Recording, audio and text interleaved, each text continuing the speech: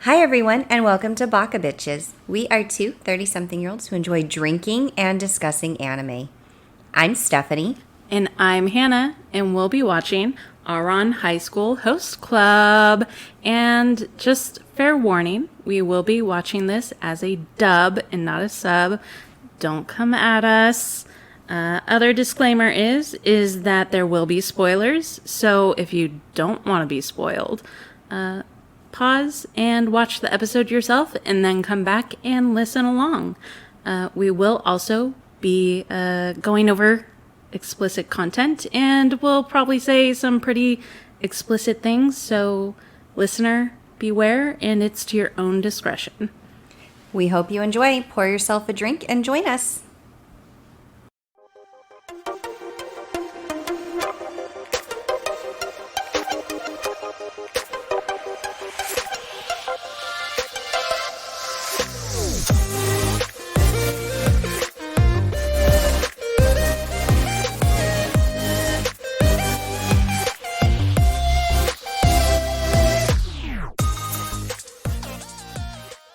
We got this. Yeah, we got this. All right. Hello, everyone, and welcome to Baka Bitches. I'm Hannah. And I'm Stephanie. And tonight we are going over episode 3. Beware the physical exam. But first, before we begin, tonight we are drinking a concoction of ginger beer, watermelon mint limeade, and gin. So that was a lot of things that I just rattled off. They are all in this drink. It's not bad. No, it's really good. It's not like super strong in any of the flavors. It just all melts together. It's good. It's really good. So, yeah. Yeah. I got momentarily distracted, but yes, it is good. It's better than you would assume. Also, our standards are very low. I'll just about drink anything, but no, for real, it's good. I'm not like, oh, this is disgusting, but I'll drink it anyways. It's still like, oh, this is really nice. That's this true. Is light. Do you guys want to keep hearing about us talking about drinks or about the anime? Because we're here for both. Yeah, we're not a mixologist podcast, right? That's true. We're not? Okay. Our next podcast. Ooh, maybe. All right. So, for episode 3, Beware the Physical Exam, our synopsis indicates the host club scrambles to find a way to prevent Haruhi's gender from being discovered during the annual physical examinations. Their attempts fail miserably until Kyoya steps in with a doctor who promises not to reveal her secret. Meanwhile, Dr. Yabu enters the room searching for his daughter and is falsely accused of making a pass, in quotes, at a female student. Kyoya accurately assesses the man's daughter is probably attending Ouran Public High School due to the doctor's story of financial difficulty. Tamaki provides him with directions, and Haruhi is impressed by the club's insight and kindness and decides to stick with them. Although, personally, I feel like she also just didn't have a choice. Yeah, literally, I think she decided to stick with it because she wants to pay off her debt, not because she's inspired by these quote-unquote do-gooder boys. But all right, yeah, we'll go with that. I mean, this is like... Wikipedia synopsis stuff. So, you know, people are probably writing these like with the best, I don't know, intentions, if that makes sense for these characters. Anyways, yeah, so let's get into this episode that was full of things, but also not full of things, right? All right. So, our opening scene. Yes. Because we have to set that up. Last time they had this jungle paradise. This time it is this outdoor tea party. Yes. Because it is officially springtime in the anime. And of course they have to watch the sakura blossoms doing all the pretty sakura blossom things. Also, Hannah, none of these teacups are as beautiful as my princess. How does that make you feel when I say that? What if I said it like this? Hannah, None of these teacups are as beautiful as you, my princess. Oh, How do you feel? I got the butterflies. Stop I'm looking at just me. like, How do you feel if you just heard it and weren't looking at my face? I would say who dat, first of all, because Like, who dat? Or like, who that? good question. You know what? I'll go with the latter, just to throw a little curveball. Because generally, if I hear someone seductively like anything for my princess, I have like concerns because that doesn't happen to me. Oh. And if it was just kind of coming out of nowhere and I don't see anyone, like then I'm gonna think my shit is haunted. Oh, yeah, true. But I'm also curious enough to be like, who is Dad? You know? So you would be curious who is that? Yeah. But not necessarily, oh, thank you, oh, senpai. Thank you, senpai. I love you, senpai. Which is really the reaction we were seeing in this tea party scene. Oh, well, yeah, that's because all these girls are twisted up in the game with all these boys. Super twisted, as in the famous twincesting that we saw right off the bat. Talk to me about that, Hannah. Oh my gosh. What were your thoughts and feelings on that? I have so Describe many thoughts it. and feelings. Okay, so we obviously twins are there twincesting all over the place, and they are at a table with two girls, and they're like, oh, next time just keep your eyes on me, just only look at me, blah blah blah, all that like really weird twincestual stuff. And these two girls at the table, they're like, whoa, just all over it. And one of the girls is like, oh, I can't look, because maybe there's something deep down in her that is like, this isn't okay. But the other girl is like, no, you must watch this because you don't know if there will be another time to see this happening. And I'm sitting there thinking like, God, I hope not, because this is not okay. And secondly, every episode, they're like that. There is always a time to see that. What were your thoughts on that moment? My thoughts were literally, what girl is falling for this? I want to understand the type of girl who sees this happening and doesn't just think it's okay, but is actively turned on by it. That's the girl that I want to understand, because I don't understand it right now. In my 30-something years of living, Yeah. I can't envision a way that this makes sense to me. So even if you try to think back to your 14, 15, 16-year-old self, And you saw wouldn't be two like, hot brothers making out, Yeah. almost making out, yeah, flirting with teasing each each other. other. Mm-hmm. I think my 14-year-old self would just be like, that's fucking weird. Same. Yeah, I don't really know what the author, the mangaka or mangaka, I don't know. I'm white, it's fine. Really thought of when she made this, or he, I don't know anymore. Like this, I'm gonna add this extra. Like, it's one thing to have twins as hosts. It's another thing to have twins that their gimmick is to flirt and imply really dark and messed up things in their relationship and make it okay. And I think that's probably going to be one of the biggest things that we'll gripe about in this anime, is the fact that we're okaying incestuous relationships. Even if it's just a gimmick. Because then, even if it's just a gimmick, it's a gimmick because there's still an audience out there in the academy that vies to see this and witness it. And I don't know. It's too much. It's too much. Anyways, we'll move on from that. Because I could probably just dedicate a whole episode to ranting about that, really. So then we see, let's see what else. It's the springtime. It's a tea party outside to enjoy the viewing. Everyone is there.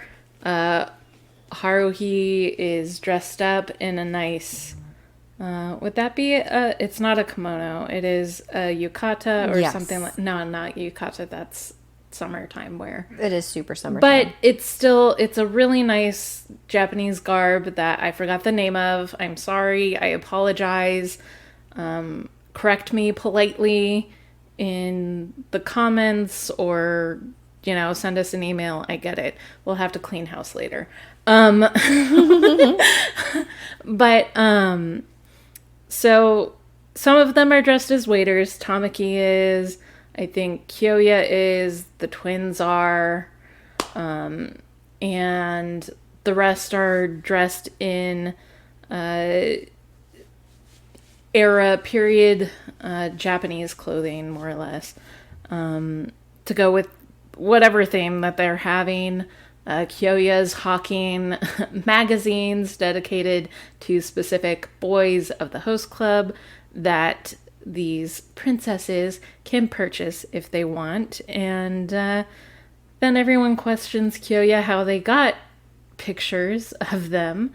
But, he's a businessman. And once again, I appreciate Kyoya and his money-making ways. So can't fault him for any of that. And then... Would you purchase one of those? That's what I want to know. Now, see, if it was Kyoya, absolutely. Cause he didn't actually have one for himself. Absolutely not. No, he's background man. So, he doesn't really have any of those. I think it would be kind of weird if he was like, yeah, we'll make a ton of me as a magazine. Because you don't even really see him interacting with the girls, right? Through this series, you see every other boy doing their thing, and he's just kind of in the background with like a notebook or something and doing his nerdy profit stuff. But yeah, I would buy a Kyoya one. How much would you pay for it? Like, how many doll hairs would you spend on it? You know what? I'd pay a good $14 for it. Ooh. Yeah. I mean, we don't really know. Fair. I mean, because that's like a typical, right now, a current price for a typical magazine like that. Yeah. I hear you. Heard. Yeah. And especially if there's like a nice centerfold. All right. Yeah. Centerfold? What do you envision on the centerfold? Oh, shirtless. It's fine. Ooh. Yeah. Gotta make it something good. But also I would say, okay, I'm gonna backtrack to preface it like this.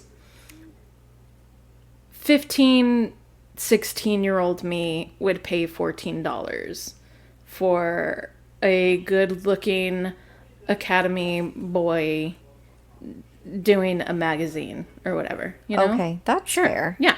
Someone my age. Me as an adult, I would not. I mean, I would hope not. Right. I go for now, what if they were my age. What if they were like 25 plus? Okay, yeah. Then sure. It's legal. All right. Yeah. Okay. All right. We've talked a lot about tangent quite a bit on photo books. Yeah, sure. And paying for that. So I think what I enjoyed most about this episode, and I'm saying that now because I guess in retrospect, I actually really have two favorite parts of this anime. So go on. My one favorite part that stands out here is that this episode is the first episode in the series that breaks the third wall. Yeah. Where Tamaki just makes the statement, this anime is about me and Haruhi, and you guys are just the supporting main characters Yes. to go along with this. And I just thought that was really fun. And, I don't know if that was how it was originally in the Japanese version, but I thought that this was just really different for an anime to, like, call out the fact that this is not real life. This is just for the fun. This is just for the lulz. But to break that to the audience, I thought was really, it was really quite humorous. I do appreciate media that does that. And this is kind of bunny trillion a little bit, but in comparison, one of my favorite scripted shows is Supernatural. And at some point, because it was such a long series, that they started breaking the fourth wall or making fun of itself and all of that. And I appreciate that kind of stuff. And to see it in an anime, especially episode 3, right? It's kind of nice to switch it up for episode 3. I think I said third wall instead of fourth.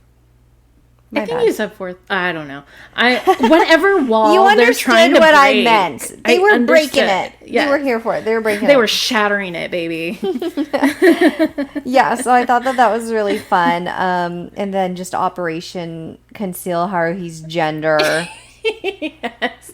And just like the only motivation she has is, I'm going to go through with this on the precipice of fancy tuna. Right. Like, that was her motivation, which, I mean, girl, heard. Like, I'm here for it. The food. I mean, not the tuna. But specifically the fact that it's food and it is going to be much more elevated than my normal cuisine of, like, Kraft mac and cheese and instant mashed potatoes. And Dino Nuggies. Dino Nugs. Don't you dare hate on my Dino Nugs. I absolutely do not. I used to eat those all the time. Used to. We're eating those next week, Hannah. Oh, hell yeah. I'm here for it. As long as we have ranch, not ketchup. Hell yeah. Okay, all right. Perfect. All right. Yeah, so that was really fun. Her motivation for continuing to conceal her gender is for fancy tuna. Yes. What would be your motivator food? Motivator food? Oh, man. What's on your bucket list of foods that you just think is just so up there? Oh, gosh. That is a really good question. I would have to say... It's really hard. Is it? How hard? So hard. Oh, yeah. Daddy. It's hard to say because... we're not picky and we like so many foods. Exactly. And I also think of, well, I'm never gonna be, or at least I don't think, unless I win the lottery, I'm never gonna be rich enough to even think about going to any place that would have a hard to get food, you know? And, or it's like, well, if I really wanted it, I'd find a way to make it myself. Oh. You know, kind of a thing. The only thing I could really think of is like some sort of like truffle thing. Because I was thinking that too. Yeah, I love truffle. It's expensive. Yes. But I love truffles and mushrooms and stuff like that. So an elevated dish with that and maybe like some really fancy, hard to get ingredient made pasta or something along those lines. Yeah, you know? Definitely fresh pasta. Something like that. Then I'd be like, you know what? Yeah.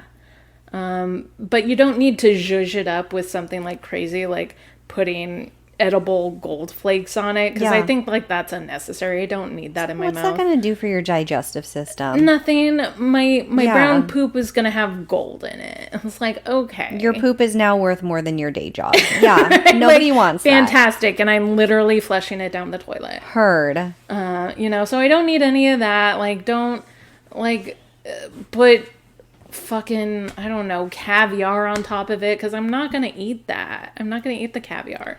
Yeah. I'm here for elevated dining, but I can't say that I'm necessarily here for like the gourmet 5 Michelin star dining, because If I can't pronounce the menu item, I'm going to be honest, I probably am not going to enjoy it. Also, I'm going to leave feeling hungry. Absolutely, because you know those portions are going to be like They're a minuscule. dime size. Minuscule. Yeah. Okay, so my food, Yes. you're not asking, but I'm going to tell you what my food is. You didn't give me the time. Listen. Listen, I'm Linda. so excited to talk about this food because I saw it one time on YouTube. On an episode of, I can't remember that one with the Asian guy and the white guy, and they go and they try different foods. What? On like, they're like doing some BuzzFeed thing. Oh, okay. And they BuzzFeed. like, they do different dining where they try it at like a low, intermediate, and then like expensive level, and then they rate them all together. Oh, okay. On which one they would prefer. Mm-hmm. So anyways, this food that I would really want to try would be where they bring out this gigantic ass cheese wheel. Oh. And then they mix your pasta this cheese wheel. And then they take it from this melty cheese wheel and then they put it onto your plate directly. Oh, yeah. So they got this hot ass pasta with like the starchy water. And they mix it in that cheese wheel. You know what I'm talking about? That big ass cheese wheel. You've seen it. We all envision this cheese wheel. I have watched those videos so many times because I'm like, that makes such a turn on. Horny. It's such a turn on. Really? Literally thinking about this right now, so turned on. That would be my thing that I feel like I would definitely want to try it. It's like my bucket food item that I'm like, I'm probably never gonna get there. Maybe we could recreate it at some point. We could just get like a wedge of Parmesan and just like put like one singular fettuccine noodle in there. Just like, and we'll just take turns. We'll just Lady in the Tramp it. Lady in the Tramp this one noodle, Hannah. Okay. You know what? That would elevate the experience. We're here for it. Absolutely. Ooh, that would be a thing to see, wouldn't it? That's for our Patreon. That we don't have. Well, that's behind a paywall. Yeah, sure. That would be fun. That would be my food item that I would want to try. That would make me stop and consider a lot of things that I would not normally consider, which is Haruhi's thing, right? Where she's like, oh, her ears perk up. Fancy tuna. Mine would be homemade pasta in a cheese wheel. In a giant ass thing of cheese. Exactly, the cheese wheel. You know what? Honestly, I think I, like a while ago when I first saw those kind of videos, I Googled how expensive those cheese wheels were. Because you're like, if I could just buy this cheese wheel and be set for life. If I could just fucking like order that. Never cheese again. Absolutely. Just everything in there. You know, oh, I'm making chicken. Well, guess what? It's going in the fucking cheese wheel. Yes. Those dino nuggies aren't looking so bad, huh? I mean, if they've been swirled in that cheese wheel, we're good. Absolutely. All right. We're done cheese balling it. Yep. I guess. If we maybe later when we stop recording, I'll talk about it later. All right. So then, what happens next? Okay. Well, okay. So we do cut to because they mentioned that it is physical day the next day. Examinations, yeah. And so Tamaki, once again, this boy and his imagination are something else. He is, because all the boys are like, yeah, you know, because we're gonna have our physical exams tomorrow, like Haruhi's probably gonna be found out. And of course, in Tamaki's mind, it's like, oh, maybe that's not such a bad thing because I care for her and I just want her to be a girl. And me. And then she'll finally embrace her feminine side and lean on me to protect her from all these people that are staring at her. Me. And it's just so kind of, his mind is crazy. His mind is crazy. That's all I can say of him just running wild. And what did you think about that whole thing with him just kind of going crazy with his own scenarios of if Haruhi was revealed? I think it's very typical and in line with his character. I think that it kind of breaks the gender stereotype, especially at that time where a man is more being romanticizing of a relationship that is not existing. Where that would typically be more of a female thing, especially female thing in high school, to be like, Gosh, yeah. oh, I'm just the outcast and I hope that he notices me and he just cups my face just right and protects me. Yeah. And I feel like that's very typical of like high school girl, middle school girl type of age. Then again, I've also never been a high school boy. I just don't assume that that's their deepest, darkest fantasy, which is how it's portrayed in the anime, that this is really just like what's on the forefront of his mind, what he's thinking about. Yeah. Where in my head, and you know, this is potentially me just putting on a falsehood of actually what boys of this age are thinking about, but you know, it's not about just the romantic let me hold you and protect you, but more about like, what action can I get out of this? Yeah. What physical release could I possibly be getting here? So I thought that that was interesting. I mean, for his particular character that he has in the anime, I think it's very in line with it. I just don't know how realistic that is. Yeah. Of this magnitude for this age and demographic is all I'm trying to say. Yeah. If you were a teenage boy once and you fantasized as much as Tamaki did, let us know, because I would actually like to hear. We'd like a lot of different opinions on how this plays out, I think. Yeah, because, I mean, to me, I guess I always, even as a teenage girl, imagined guys just were like, boobs. Boobs. You know?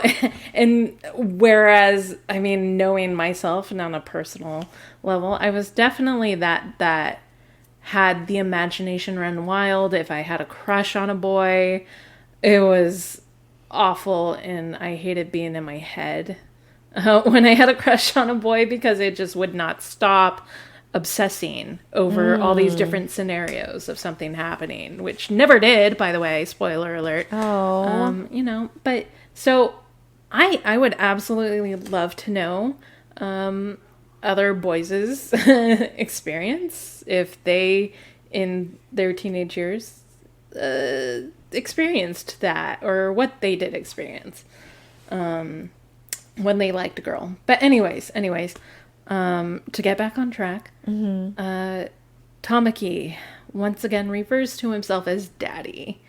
Daddy. Daddy. As he's trying to once again convince Haruhi to just be a girl again.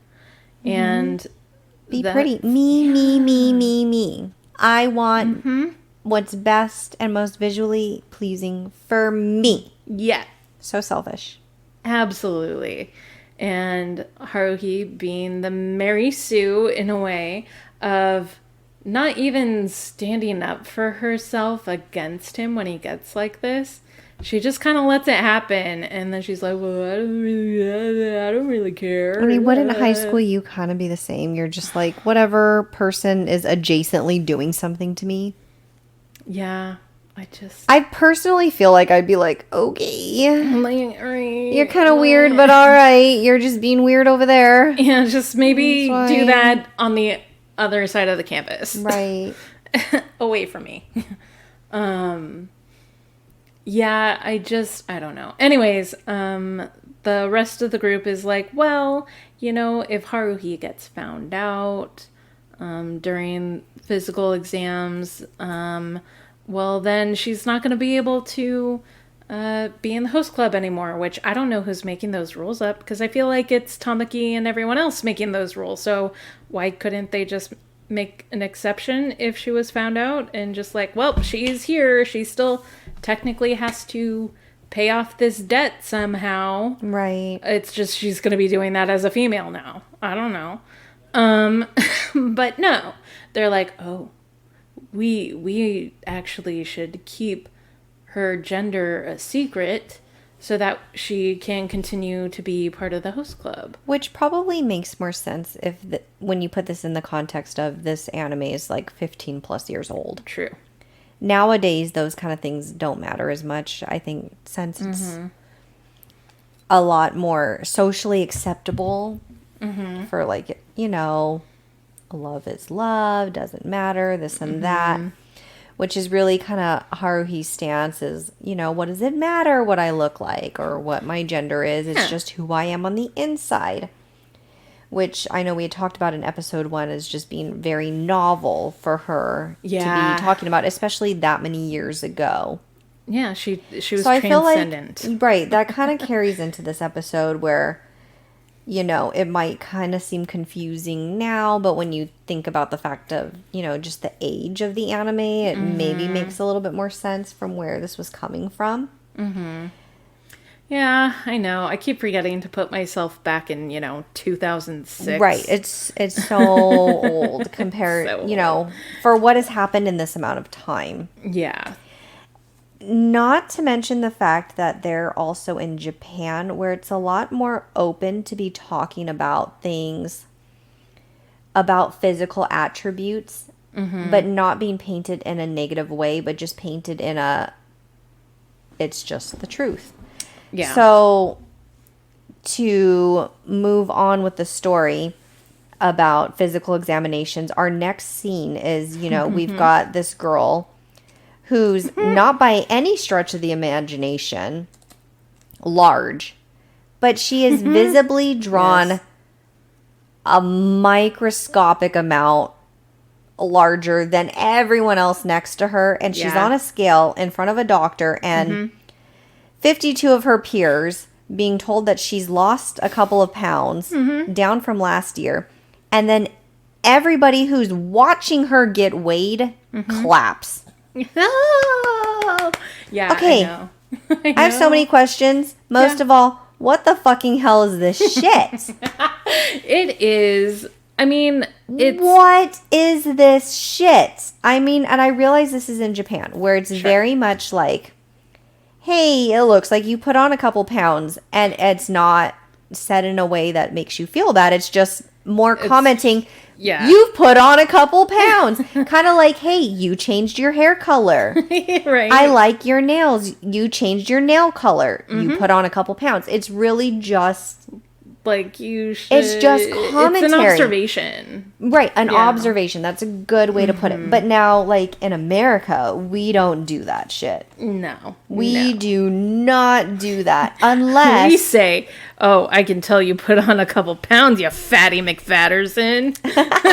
Only if you want to get punched.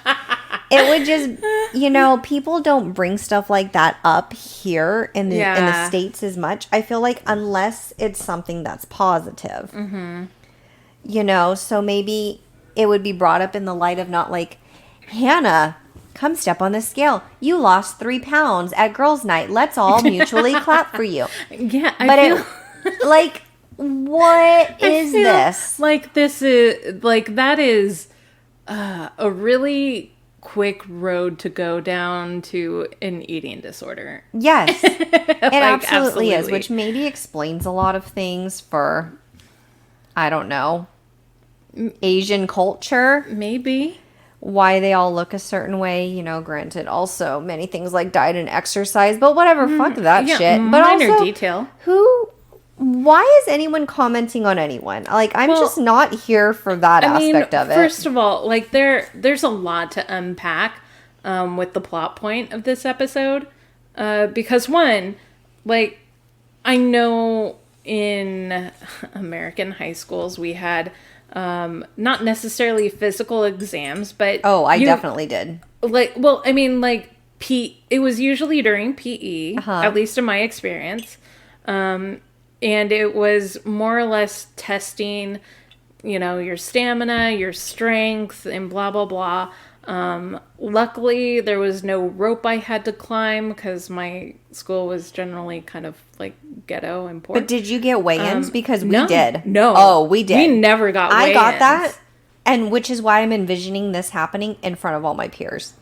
being in middle Which, school, yeah. being so self-conscious as it is, because I mean, I was definitely an average middle schooler. I was not You underweight. weren't- I was not right. overweight. I was just average. Yeah. But just being so self-conscious because of the fact that I'm in middle school, I would not want anyone to see that number. Right. I didn't even want to see that number. Like, and why aren't you doing that? Like, if you're gonna do it that way, why aren't you doing it in a more private setting where a student can go individually with the physician? Yes. Or like two physicians technically. She was just to be getting weighed kosher. in her dress, shoes, and Everything. nylons. In front of all of basically the whole academy. Yes. Because it was like in this I giant don't ass understand room. that. That is weird to me. And I mean, maybe The that's whole thing is weird. Maybe that's the social norm in Japan, right? That's Sure. that's what I don't know. And All we I know don't is how it would make me feel because of how I felt in my own experience. Having it only been between me stepping on a scale and then the one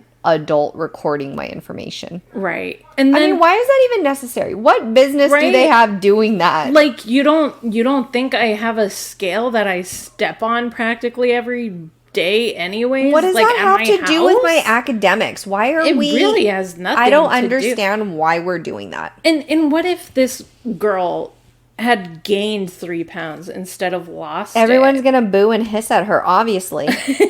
Yeah, not forming a complex at all. weird. Yeah, no, I have a lot of freaking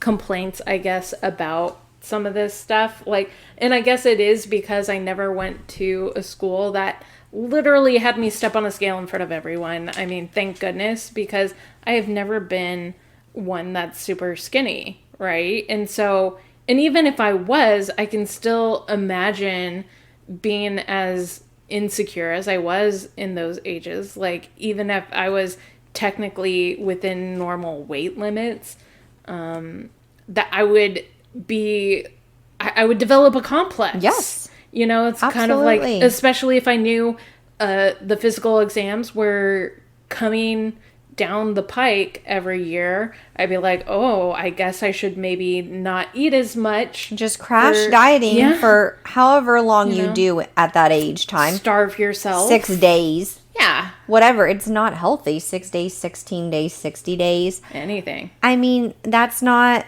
the right age group for that to be your focus on. Right. Your focus should be on being healthy, sure. Yeah. But getting the nutrition you need so that you can, study hard, rest well, do all these things. It shouldn't be about a number on a scale in front of all of your peers. Right. Like, what a terrible time. Yeah. And especially, you would think, in this setting of really rich, spoiled kids, that they wouldn't even have to do this kind of thing. Like,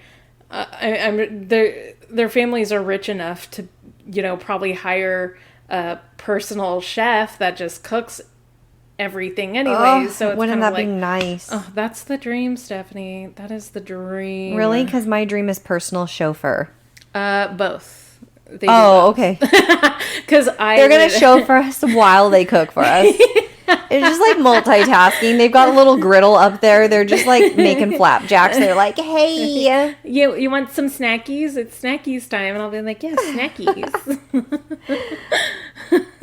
Yeah, so, they've probably got a nice, like, personal chef that cooks for them, makes them Heard. balanced meals. Must be nice. It really must be. And then over here, I'm just like feeding my toddler scraps. I'm like, okay, you Dino get nuggies. hummus and pita, leftover diced up hot dog, blueberries for health, and frozen broccoli so that I don't You know look like what? a bad mommy. Wow. No, that is way more balanced than my meals that I make myself as an adult. And I'm cooking for one. I mean, all my kids' meals are healthier than mine because I don't Yeah. eat fruits unless they're in a cocktail. And that doesn't really Fair. count. What? Wow, rude. Get out. Oh, okay, bye. Before this goes on too long, we're basically at the end here. So I feel like this episode wraps up really quickly. Okay, so Yeah. our synopsis of the entire episode revolves around the physical exam and also our doctor. Our very strange Our doctor, which leads me to my favorite quote. Yes, go on. Which is, and then he touched me on the shoulder. Do you think that he's a pervert? Which is just really funny to me because, I mean, it's not like he was up fingering her butthole or like grab her by the pussy, wrist deep under her blouse. Like, he just was like, I feel like a normal person. Absolutely. Who's like, let me grab your shoulder to get your attention and be like, hey, excuse me. And then she's just like, pervert doctor. I know. How dare he? Like the shoulder of all places he could have grabbed onto. Like, it would be more salacious if he grabbed onto her wrist to stop her. Her wrist, her neck, her hair, Ooh, her daddy. whatever, Better her pull titty, her whatever. titty. Like, it was just like her shoulder. Of all And the then the quote was just like, do you think that he's a pervert? Yes, automatically. Of course I think he's a pervert because every male ever is a pervert. No. Honestly, what? No. No.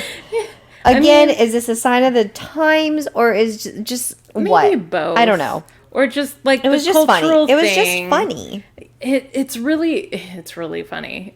Just because, and maybe it is like partly a cultural thing because Japan, you're supposed to have a lot of respect for people's autonomy. You know, okay, you know, true. like Which is funny because they sardine themselves into like trains and subways and all that. Right. Yeah. But you know, as long as you don't touch people's shoulders on the train, then you're okay. Perverts. If I even look at your shoulder, I'm basically harassing you. You're undressing physically. them with your eyes. No, what I'm actually doing is trying to put more clothes on you visually. Like, please, lady. Okay, so what's up with this doctor? Let's talk about this doctor really quickly. Why is this doctor there? Why do we find out he's there? Well, because he's stupid. More or less, we find out that he has a very sad story. So sad. That I'm going to try and take seriously. But he is a legitimate doctor. And he is basically a poor doctor, but not because he's a terrible doctor. I guess he's a pretty decent one, at the very least. It's just unfortunately, his biggest sin, aside from being stupid, is that he would practice medicine for free. He would not charge his patients at all to be seen, which continued to put him more and more in debt, as well as his family. He had a wife and a daughter, and they were probably in the very beginning begging him, please charge for your work. You know, please charge your patients. That is what a doctor does. You need to support your family, and you're not doing that, Dad. And they finally had enough of being in debt and struggling, which understandable. I get it. I want to be taken care of. Not saying that I also wouldn't work, but you know, I would like to find a man that charges for his work. Oh yeah. Well, you know, I mean, if we're gonna go there, okay. Anyways. So they decide to leave him, and because of this, he eventually is like, "Oh, I miss my daughter, and I need to make things right." Blah blah blah, and she goes to this academy, or so he thinks. And so he was looking for his daughter this whole time in Ouran Academy. And, come to find out, he was at the wrong school all along. Wow. I know. So this person that we really haven't seen this entire episode, but that the actual pivoting plot point of the story has revolved around. Yep. is this doctor being lost trying to find his daughter to make amends, and he's at the wrong school. Grabbing one female student on the shoulder like a pervert would. Right. Like a pervert. And Kyoya's like, yeah, if he's in so much debt and he's that poor because he doesn't charge his patients any money to see him, chances are his daughter like is not gonna go here because they can't afford freaking this Riche Academy anyways, and which is a valid point. And turns out she goes to, I don't know, Ouran public high school, you know. And this dad is his greatest sin, aside from being stupid and poor, is that he does not pay attention to his family. Clearly. Which I love how that gets called out by one of the students. Like, are you sure that you didn't get left because of this? And then just like bitch slaps him with like verbal truth. Which he needs. He clearly needs that. Yeah, truth. Fair.